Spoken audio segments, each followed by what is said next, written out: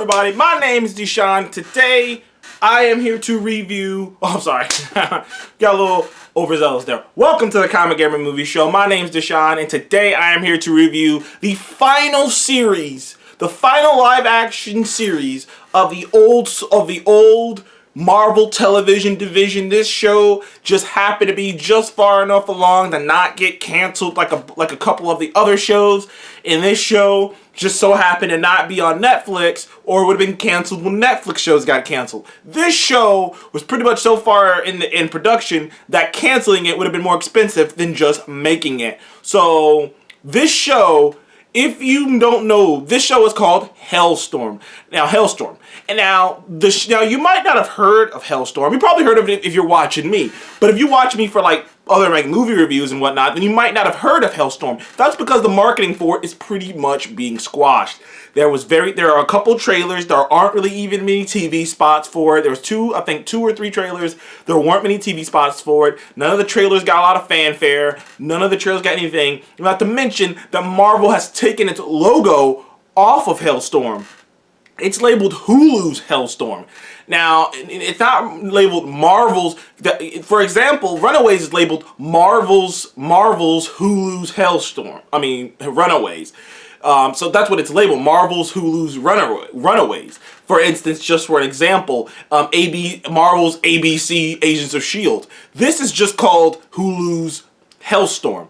And there is nothing to even indicate that it's a Marvel property. Honestly, even in the trailer, it's very quickly you see Marvel property of Marvel Television at the bottom, but it doesn't say a Marvel property. There ain't no Marvel logo. The big red logo, that's kind of the generic one. The generic one for other Marvel properties that you would see with most of the Sony movies and that you would see with the Sony movies and with some of the Fox movies. The generic just red Marvel logo, that's not on this. There's nothing on this. There is no indication that this is even a Marvel property. And I watched the entire show, and there are Easter eggs here and there if you're looking for them, but nothing very clear. This is clearly in its own separate little universe. This is clearly maybe they were going to set something up, but now it's like, no, this is just it. And honestly, it wasn't a bad show. It wasn't a bad show. It was a meh show. Like, honestly, the show has two things going for it, which is two leads, because the show is about Damon and Anna Helstrom. Now, the original Helstrom, if I recall, is just Damon. It's just Damon Helstrom, aka Helstrom. That's his name, superhero name. He's the son of the devil, or at least that's how they play it off. Is in the comics, he's the son of the devil. But turns out he's the son of this one of Dormammu's kids named Satanin.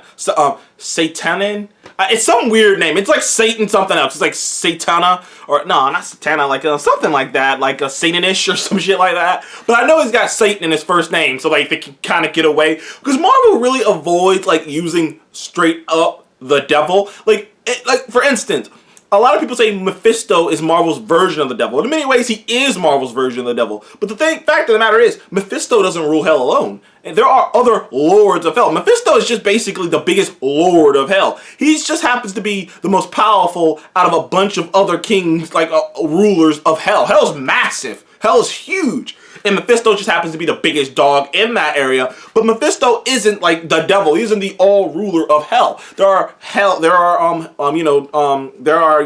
lords. There are like actual lords down there. As you like, I wish I could just post a picture up, but like there's like they show up. You see them all the time. Every once in a while, when like someone goes down there, they show up. Especially that one time Galactus was coming down there and they had problems and Mephisto was having problems with. You really saw them then.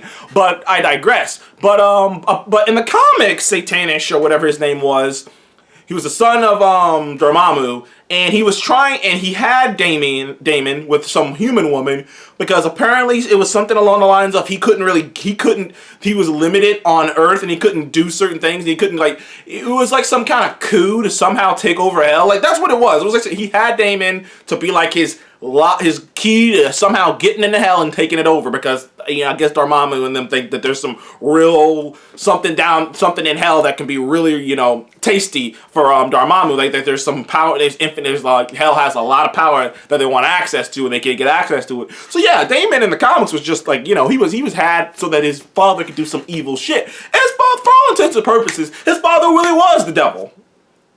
in the comics, for all intents and purposes.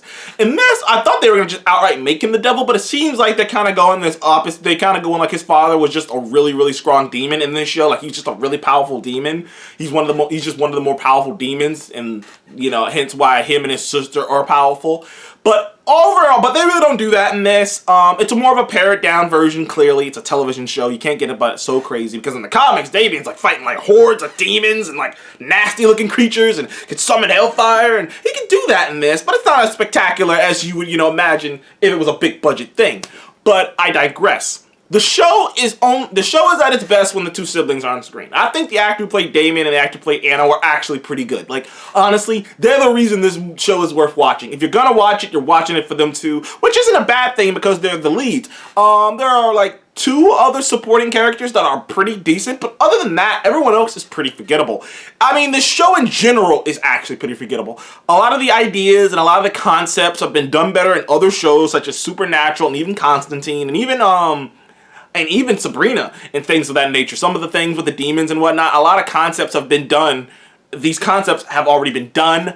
The uniqueness of siblings who are, you know, outcast and dealing with this stuff, I've seen better in Supernatural. Like I said, the only good bits is their siblings bouncing off of each other, which is fun, but everybody else is just kind of like, other than like 1 or 2 supporting characters, everyone else is just doing stuff. And they try to do a lot in this show. They try to set up a lot of things, because clearly, they think they're getting a second season, because the way they were doing the show was they were doing it in a way where they're like setting up the future, like, oh, we got so many plans, and I'm like, I don't think anyone gave you guys the memo, but you're probably not gonna get that second season. I'm just gonna go out on a limb. That shit came out and no one knew about it. By the way, just so you know how Hulu wanted to get rid of this shit, usually when Hulu releases shows, they release them 2 or 1 at a time. Because last season when they released last season of Runaways season 3, they released it, I think, 1 at a time, or was it 2 at a time? I don't think they put the whole thing on there. Hulu doesn't usually put the whole thing up there. They just dump the whole thing, like, on there, just on there. I didn't even know it was on there, honestly, and I wasn't even in a rush to go see it. But like I said, it's an interesting show. Now, it's this whole it shows kind of circles around this whole tragic event. This family had this awful thing that happened to them a long time ago. The sister got kidnapped by the father, who's the super scary demon. But most people, but the world, you know, around don't actually know he was a demon. They just think he's a serial killer who's going around killing people. So the story that's told is the sister was kidnapped by a serial killer. The mother went batshit crazy, so batshit crazy that the son had to have her admit it. Like, I think he was like 10 or 12 at the time. Had to have her admit it into a fucking psych ward because she was losing her shit. Turns out she wasn't actually losing her shit. She was being possessed by this evil fucking demon. Turns out the father was a demon out trying to do some shit so that he can start a war, but that's still fucking unclear because they keep talking about this war that's supposed to happen and you never actually get it explained to you. Not really. But the father was off with the daughter, and, you know, she got away somehow. We don't really know in the beginning. Damon feels terrible because he feels like he let her down. Then he feels like he let his mom down. So Damon's kind of this the older Damon's kind of this brooding Bruce Wayne-like character. So like that's kind of his thing, is he's brooding and, you know, martyr. He's a brooding martyr character. You've seen it before. You've seen this character before. I don't mind it here. I think the actor did it pretty well. I'm not the kind of guy to hold, you know, doing things I've seen before against someone as long as they do it well. Like, that's not my thing. If you do it well, I'm okay with it. That's just your character. But Anna's probably the more interesting one because she's got this whole, she feels terrible. She's got this whole, one, she's not as fucked up by the sight of, you know, disgusting blood stuff. And her ability is that when she touches people, she can see, if she touches evil people, she can, like, see the evil things that they've done and, like, you know, see their memories and whatnot. So when she touches certain people, she can see, like, so sometimes she touches somebody who was a killer, like, and she'd kill her, and she'll see all that, and she'll feel the need to kill them. And that's her whole thing. I mean, the first time you meet her, she's killing some rich guy who goes around killing women, which at the same time you kind of go, well, a guy kind of deserves it, but, like, the fact that she does that, and, like, you can't really, and, like, she's a very fascinating character. She's very funny. She's very, you know, sometimes she can kind of be a bitch, but in a fun way. But they bounce off of each other great. Whenever they get on screen together, it's actually not that bad of a show. The show's actually pretty good. But the problem is they're not always on screen together. They're on screen most of the time. They're on screen probably maybe 60% of the time, but the rest of it is just garbage. Okay, garbage is strong. It's just meh.